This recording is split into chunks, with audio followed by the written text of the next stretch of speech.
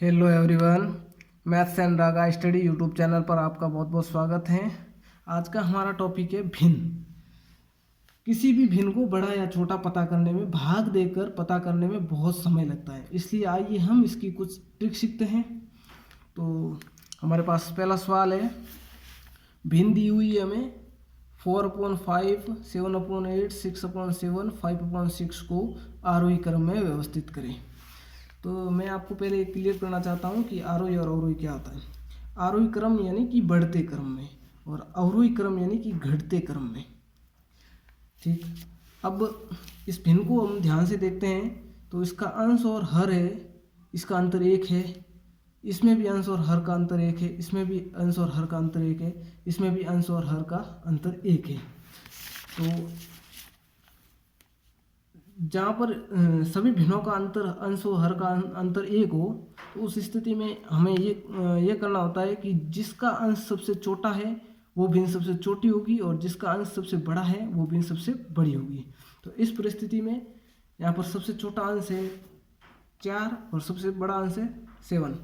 तो सबसे छोटी भिन्न हो जाएगी 4/5, सबसे उसके बाद में हो जाएगी 5/6, उसके बाद में 6/7, उसके बाद में 7/8। तो ये हमें तीसरे ऑप्शन में देखने को मिलता है, जो कि सही है। अब किसी भी भिन्न को बड़ा या छोटा पता करने की एक छोटी सी ट्रिक है। तो देखते हैं, यहाँ पर दो भिन्न दे रखी है 2/3 और 3/5। अब इसको भाग विधि से करेंगे तो भाग देने पे बहुत टाइम लगता है। ठीक है, तो इसकी एक ट्रिक है कि इसके हर को इसके अंश के साथ में गुणा करते हैं, और इसके हर को इसके अंश के साथ में गुणा करते हैं। तो इसको इससे गुणा किया तो यहाँ पर 10, और इसको इससे गुणा किया तो यहाँ पर 9। अब जो संख्या बड़ी है वो भिन्न बड़ी होगी। यहाँ पर 10 बड़ा है तो ये भिन्न बड़ी होगी, और यहाँ पर 9 छोटा है तो ये भिन्न छोटी होगी। उम्मीद करता हूँ आपको समझ आ रहा होगा। अगला हमारा क्वेश्चन है कि 15/16, 19/20, 24/25 और 34/35 में सबसे छोटी भिन्न कौन सी है। यहाँ पर सबसे छोटी भिन्न दिखानी है। अब भाग विधि से करेंगे तो बहुत टाइम लगेगा, प्रत्येक को भाग करेंगे तो हमें यहाँ पर एक वही अंश और हर में अंतर देखना है। यहाँ पर 15/16 में अंतर 1 है, 19/20 में अंतर 1 है, 20/25 में अंतर 24/25 में अंतर 1 है, 34/35 में अंतर 1 है। तो इस केस में क्या होता है कि जिसका पूरे का अंतर 1 हो अंश और हर में, तो सबसे छोटा अंश वाली भिन्न होती है वो सबसे छोटी, और सबसे बड़े अंश वाली भिन्न होती है वो सबसे बड़ी होती है। तो यहाँ पर सबसे छोटा अंश है 15, तो ये सी ऑप्शन सही हो जाएगा। हमारी सबसे छोटी भिन्न हो जाएगी 15/16, और सबसे बड़ी हो जाएगी 34/35। चलो अगला क्वेश्चन देखते हैं कि निम्न में से कौन सबसे छोटी है। यहाँ पर 4 भिन्न दे रखी है 6/7, 7/9, 4/5, 5/7। ठीक है, इसका अभी देखते हैं। 6/7 का अंतर अंश और हर में 1 हो गया, यहाँ पर इसका अंतर 2 हो गया, इसका हो गया 1, इसका हो गया 2। एक चीज़ यहाँ पर और है कि जिसका अंतर सबसे कम हो वो भी सबसे बड़ी होती है। ठीक है, जैसे यहाँ पर इन दोनों का अंतर 1 है और इन दोनों का अंतर 2 है, तो ऑब्वियस सी बात है कि जिसका अंतर कम है, इस भिन्न का अंतर कम है इसकी तुलना में, तो ये भिन्न बड़ी होगी।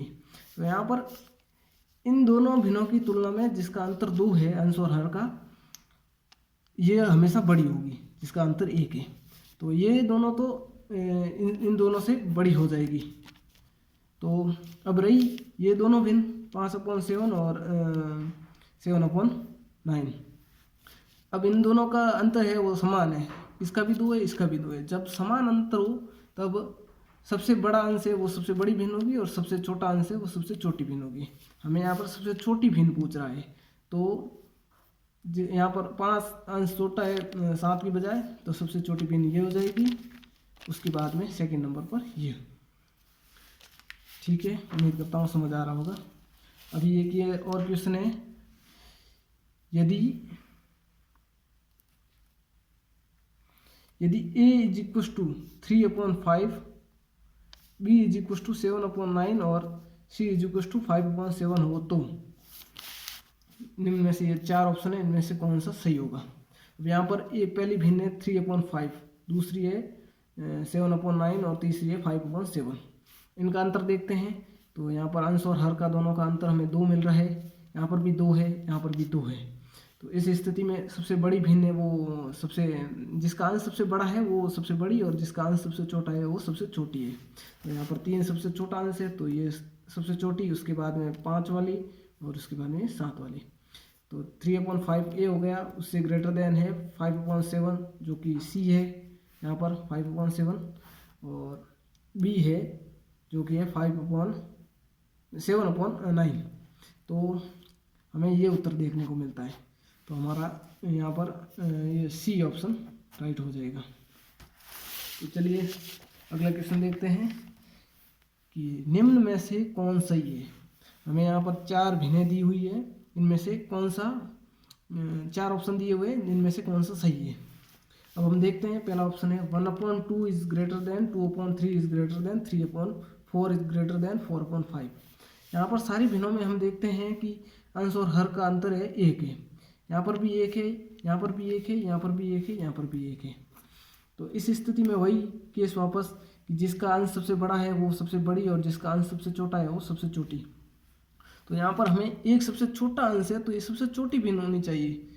तो बल्कि इसे तो सबसे बड़ी बता रहा है, इसका मतलब ये ऑप्शन, पहला ऑप्शन तो हमारा कतई सही नहीं होगा। दूसरा ऑप्शन देखते हैं हम। 0 greater than 7/17 greater than 9/13 greater than 3/5। यहाँ पर हम शुरुआत से देखते हैं कि जीरो हमेशा ऋणात्मक संख्याओं से बड़ा होता है, बल्कि यहाँ पर तो 7/17 तो पॉजिटिव संख्या है। तो इसका मतलब इस शुरुआत में ही गलत हो गया है, तो ये ऑप्शन भी नहीं होगा। अब ऑप्शन हमारा है तीसरा, 7/24 is greater than 1/3 is greater than 3/8 is greater than 5/12। यहाँ पर न तो अंश व हर का अंतर है जो इक्वल है, तो इस स्थिति में हम वज्र गुणा विधि से करेंगे, ट्रिक से। इसके हर को इसके अंश से और इसके हर को इसके अंश से। 7 × 3 हो गया 21 और 24 × 1 हो गया 24। यहाँ पर 24 बड़े है और 21 छोटा है, तो 7/24 से 1/3 है वो बड़ा होगा, बल्कि यहाँ पर इसको छोटा दिखा रहा है। तो इसका मतलब ये भी गलत हो गया शुरुआत से, बाकी को सोल्व करने की कोई आवश्यकता नहीं है। अब डी ऑप्शन में दे रखा है 0.5 is greater than 2/3 is greater than 3/4 greater than 16/25 तो इसको मैं 1/2 लिख सकता हूँ, इस greater than 2/3 greater than 3/4 greater than, इस चीज़ को ऐसे लिख सकता हूँ √16/25 जिसको 4/5 लिख सकता हूँ। ठीक है, तो यहाँ पर लिख देता हूँ 4/5। यहाँ पर देखते हैं कि प्रत्येक में अंतर है 1/1 का है अंश और हर में। तो इस स्थिति में बस वही केस होता है, जिसका अंश सबसे बड़ा है वो सबसे बड़ी, और जिसका अंश सबसे छोटा है वो सबसे छोटी। तो यहाँ पर 1 सबसे छोटा अंश है तो ये सबसे छोटी भिन्न है, और 4 सबसे बड़ा अंश है तो ये सबसे बड़ी भिन्न है, जो कि हमें यहाँ पर सही दिया हुआ है। तो इसका ये ऑप्शन सही हो जाएगा, डी ऑप्शन। उम्मीद करता हूँ आपको बहुत अच्छे से समझ आया होगा। मेरे चैनल को प्लीज़ सब्सक्राइब करें ऐसे ही वीडियो देखने के लिए। धन्यवाद।